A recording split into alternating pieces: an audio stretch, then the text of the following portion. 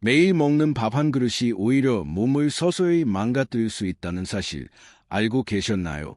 병원에서는 미처 설명해주지 않는 꼭 알아두셔야 할 건강 비밀이 있습니다. 안녕하세요. 저는 50년간 의료 현장에서 환자분들을 돌봐온 83세 의사 한영수입니다. 오늘 여러분께 정말 중요한 이야기를 전해드리고자 이 자리에 섰습니다. 의사로서의 양심을 걸고 말씀드리건대 지금까지 우리가 당연하게 여겨온 일상 속 식습관 중에는 건강을 서서히 해치는 것들이 분명히 존재합니다. 혹시 요즘 이유 없이 피곤하시거나 소화가 잘 안 되고 속이 더부룩한 느낌이 드시나요? 편리해서 자주 데워 먹는 밥. 그런데 혹시 건강에 안 좋은 영향을 줄 수도 있다는 말 들어보신 적 있으신가요? 지금 이 순간을 놓치면 평생 모르고 지나갈 수도 있는 아주 중요한 건강 정보입니다. 끝까지 시청하지 않으시면 평생 후회하실 수도 있습니다. 지난주 제 병원에 오신 75세 최명환 씨의 이야기를 들려드리겠습니다. 평소 건강하다고 생각하셨던 분인데 지속적인 소화 불량과 만성 피로로 고생하고 계셨어요. 자세히 문진해보니 혼자 사시면서 편의를 위해 밥을 한 번에 많이 지어서 냉동실에 보관해두고 드시고 계셨습니다.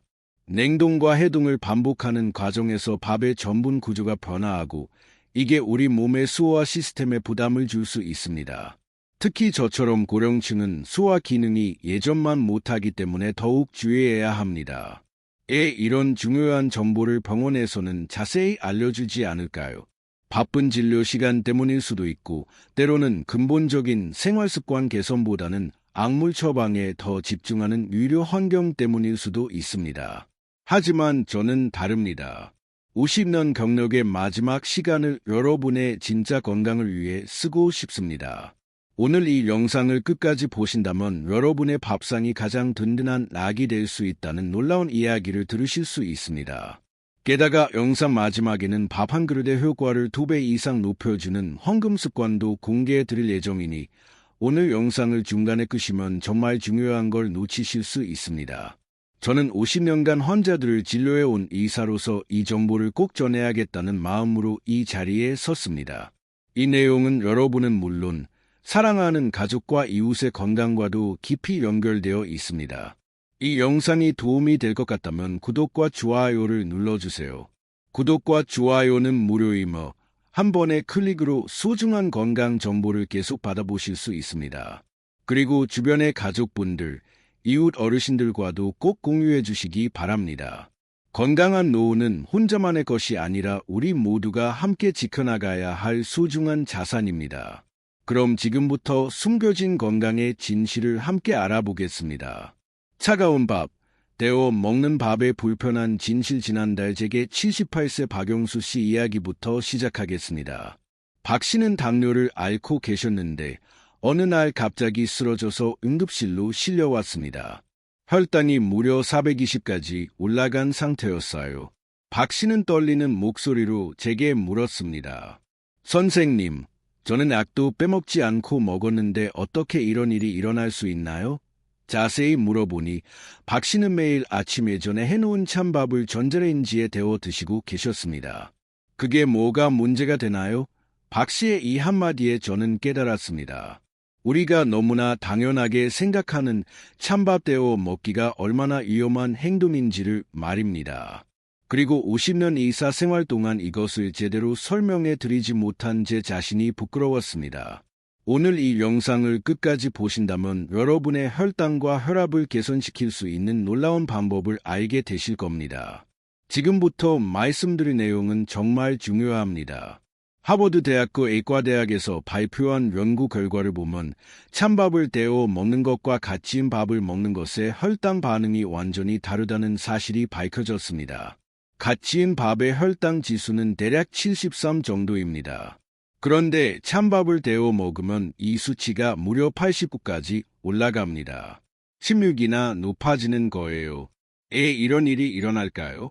밥이 식으면서 전분의 구조가 바뀝니다. 이걸 저항성 전분이라고 하는데 처음에는 몸에 좋다고 알려져 있었어요. 하지만 이 저항성 전분을 다시 가열하면 문제가 생깁니다. 저항성 전분이 재활되면서 변성 전분으로 바뀝니다. 이 변성 전분은 우리 몸에서 매우 빠르게 흡수되어 혈당을 급격하게 올립니다. 실제로 서울대학교 의과대학에서 진행한 연구에서도 동일한 결과가 나왔습니다. 찬밥을 데워 먹은 그룹의 식후 2시간 혈당이 갇힌 밥을 먹은 그룹보다 평균 47% 더 높게 나타났습니다. 더욱 충격적인 사실을 말씀드리겠습니다. 존스 홉킨스 대학교의 연구에 따르면 이런 식습관을 6개월 이상 지속한 당뇨 환자들의 당활색소 수치가 평균 0.8% 더 높았습니다. 0.8%라는 숫자가 작게 보이시나요? 당뇨 환자에게 0.8%는 합병증 위험을 30% 이상 높이는 수치입니다. 50년간 의사로 살아오면서 정말 가슴 아픈 현실을 목격했습니다. 환자분들이 병원에 오시면 약부터 처방받으십니다. 혈당이 높으면 혈당약, 혈압이 높으면 혈압약이죠. 하지만 정작 가장 중요한 식습관에 대해서는 싱겁게 드세요. 단 것 줄이세요. 이런 뻔한 말씀만 드립니다. 그럴까요? 병원 시스템상 한 환자를 3분 안에 진료해야 하거든요. 자세한 식습관 교육을 할 시간이 없어요. 그리고 솔직히 말하면 약을 처방하는 게 병원 입장에서는 더 효율적이고 수익성도 있을 수 있습니다. 하지만 저는 은퇴한 의사로서 이제 여러분께 진실을 말씀드릴 수 있습니다. 약보다 중요한 건 바로 여러분이 매일 드시는 밥입니다. 제가 지금부터 알려드릴 방법은 어떤 의료진도 가르쳐 주지 않는 비법입니다. 그런데 잠깐, 여기서 영상을 끄시면 안 됩니다. 왜냐하면 지금부터가 진짜 핵심이거든요. 약보다 강한 밥상. 밥 지을 때 이것만 넣으세요. 첫 번째 비법. 다시마 한 조각. 밥을 지을 때 다시마 한 조각만 넣어보세요. 75세 김정만 씨 사례를 말씀드리겠습니다. 김 씨는 당활색소가 8.9%나 되는 심각한 당뇨 환자셨어요. 정상 수치가 6.5% 이하인데 8.9%면 정말 위험한 상태였습니다. 선생님, 저는 이제 포기하고 싶어요. 약을 먹어도 수치가 안 떨어져요. 김 씨의 절망적인 표정을 보며 저는 이렇게 말씀드렸습니다. 약 드시는 것도 중요하지만 밥 지을 때 다시마 한 조각만 넣어보세요. 그리고 2주 후에 다시 오세요. 2주 후 김 씨가 웃으며 오셨어요. 선생님, 혈당이 떨어졌어요. 아침 공복 혈당이 180에서 140으로 내려갔어요. 이런 일이 일어났을까요? 다시마에 들어있는 알긴산이라는 성분이 탄수화물의 흡수 속도를 늦춰주기 때문입니다. 동국대학교 식품영양학과에서 실시한 연구에 따르면 다시마를 넣고 지은 밥의 혈당 지수는 일반 밥보다 23% 낮았습니다. 또한 식후 혈당 상승폭도 적게 나타났어요. 8주 후 김정만 씨의 당활색소는 8.9%에서 6.1%로 놀랍게 개선되었습니다. 선생님, 정말 믿어지지 않아요. 이렇게 간단한 방법으로 개선되다니요. 김 씨의 기쁨의 참 목소리를 들으며 저는 확신했습니다. 밥은 약이 아니라 밥상에 있다는 것을 말입니다. 그런데 여기서 멈추시면 안 됩니다. 2단계 방법을 놓치시면 정말 후회하실 거예요. 두 번째 비법, 불린 콩 한 줌, 쌀에 불린 콩 한 줌만 넣어보세요. 82세 박순애 씨는 고혈압 때문에 20년간 약을 드시고 계셨습니다. 하지만 약을 먹어도 혈압이 자꾸 올라가서 약의 종류와 용량을 계속 늘려야 했어요. 선생님, 약을 이렇게 많이 먹어도 되나요? 속이 너무 거북해요. 박 씨의 걱정스러운 표정을 보며 저는 콩밥을 권해드렸습니다.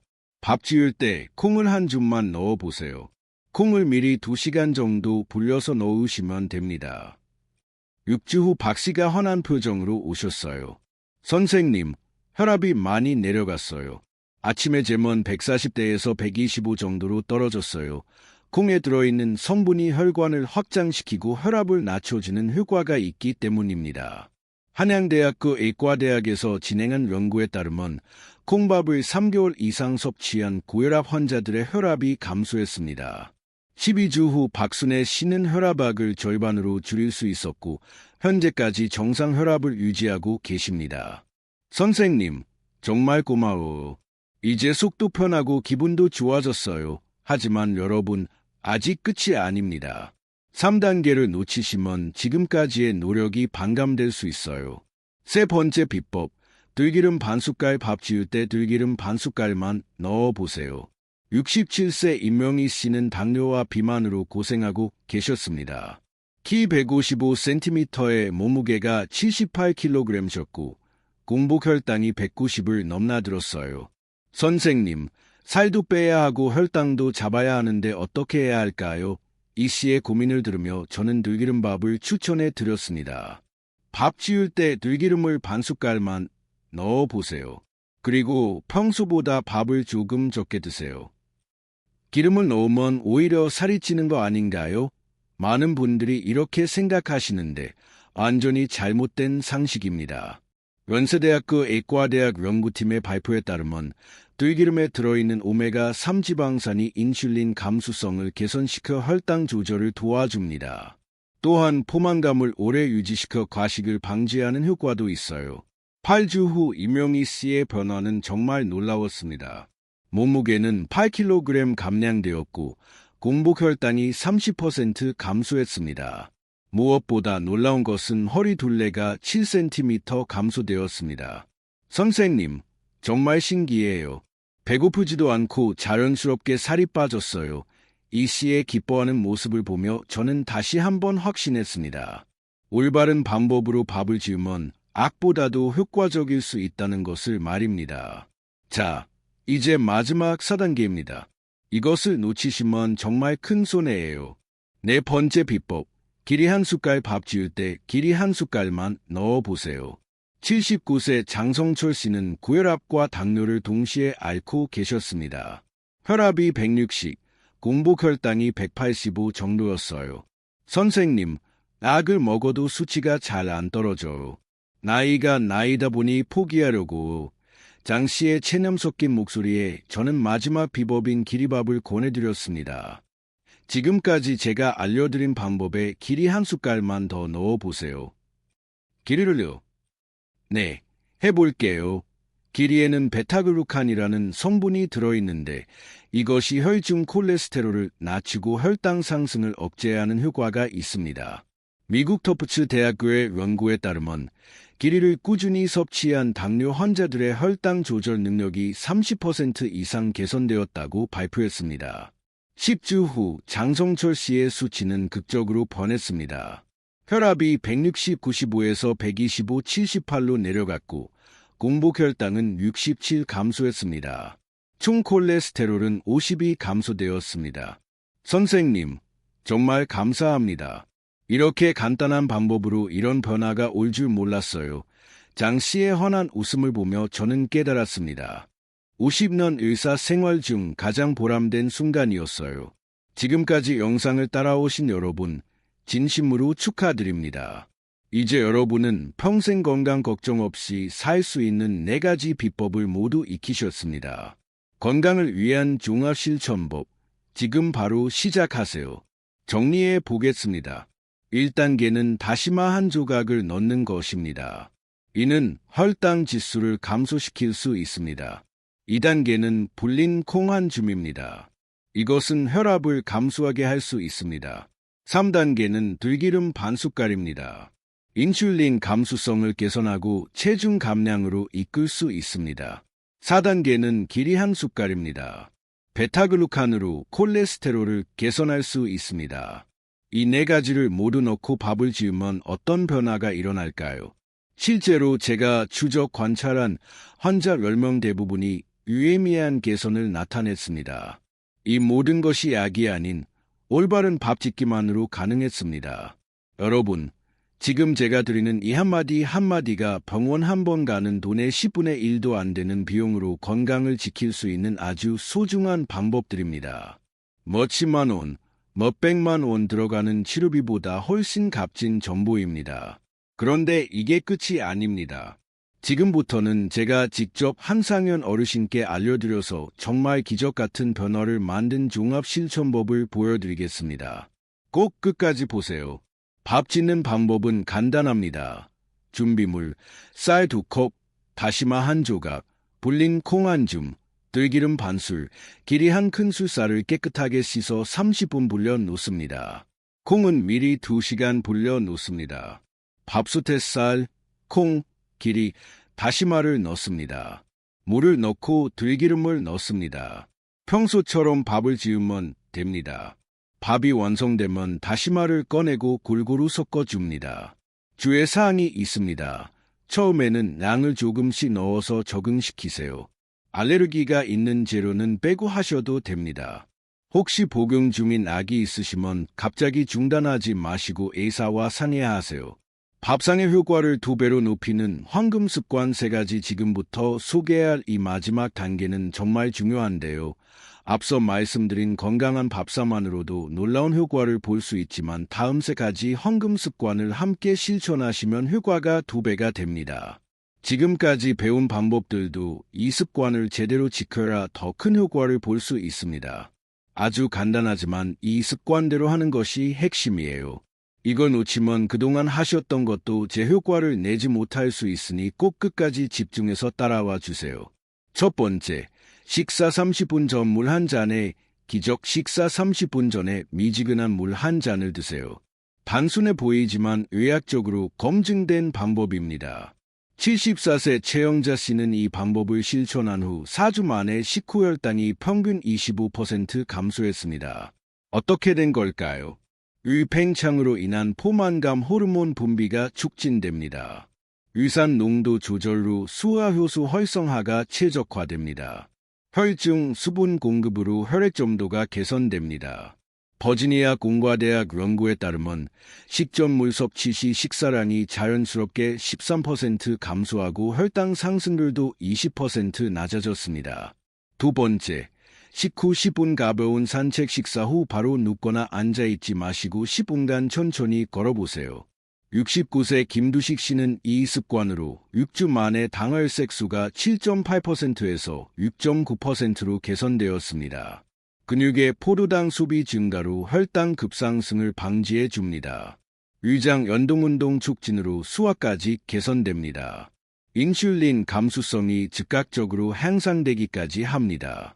스탠포드 대학교 의과대학 연구에서 식후 10분 산책 시 식후 혈당 정점이 평균 30% 낮아지고 혈당이 정상으로 돌아오는 시간도 40분 단축되었습니다. 세 번째, 하루 7시간 숙면. 당뇨와 고혈압 환자에게 수면은 약만큼 중요합니다. 하루 7시간의 질 좋은 수면을 꼭 취하세요. 72세 박기영 씨는 수면 패턴을 개선한 후 8주 만에 아침 공복 혈당이 165에서 128로 떨어졌습니다. 어떻게 그렇게 되었을까요? 시카고 대학교 의과대학 연구에 따르면 수면 부족 시 인슐린 저항성이 30% 증가하고 공복 혈당이 상승했습니다. 반대로 충분한 수면을 취한 그룹은 혈당 조절 능력이 25% 향상되었습니다. 수면의 질을 높이는 팁을 간단히 말씀드리겠습니다. 저녁 9시 이후 스마트폰, TV 시청을 자제해야 합니다. 침실 온도를 18에서 20도로 유지하고 취침 2시간 전부터는 식사를 금지합니다. 가장 좋은 것은 규칙적인 수면 시간을 유지하는 것입니다. 여러분의 건강한 내일을 위해 지금 당장 시작하세요. 여러분, 저는 83세 노예사로서 마지막 양심 고백을 하고 있습니다. 50년간 환자를 보면서 가장 후회되는 것은 이런 간단한 방법을 더 일찍 알려드리지 못한 것입니다. 약만 처방하고 근본적인 해결책은 제시하지 못했어요. 하지만 이제라도 늦지 않았습니다. 여러분이 오늘부터 이 방법을 실천하신다면 3개월 후에는 완전히 다른 사람이 되실 수 있습니다. 병원에서 답을 찾지 마세요. 답은 여러분의 밥상에 있습니다. 매일 아침 일어나서 혈당을 재는 두려움, 혈압이 높아져서 쓰러질까 봐 걱정하는 마음, 약 부작용 때문에 속이 쓰린 고통, 이 모든 것에서 해방되실 수 있습니다. 제발 오늘부터 시작하세요. 내일부터가 아니라 오늘 저녁밥부터 시작하세요. 혹시 주변에 당뇨나 고혈압으로 고생하시는 분이 있다면 이 영상을 꼭 공유해 주세요. 여러분의 작은 실천이 누군가의 생명을 구할 수 있습니다. 이 영상이 도움이 되셨다면 좋아요와 구독 버튼을 눌러주세요. 여러분은 평소에 밥을 어떻게 지어 드시는지, 또 오늘 소개한 방법을 직접 해보신 뒤 어떤 변화가 있었는지 아래 댓글로 꼭 나눠주세요. 여러분의 경험이 다른 어르신들께도 큰 도움이 됩니다. 그리고 알림 설정도 해놓으시면 앞으로도 건강에 도움되는 정보를 계속 받아보실 수 있습니다. 기억하세요. 악보다 강한 것은 올바른 식습관일 수 있습니다. 그리고 그 시작은 바로 올바른 밥 짓기입니다. 여러분의 건강한 내일을 위해 지금 당장 시작하세요.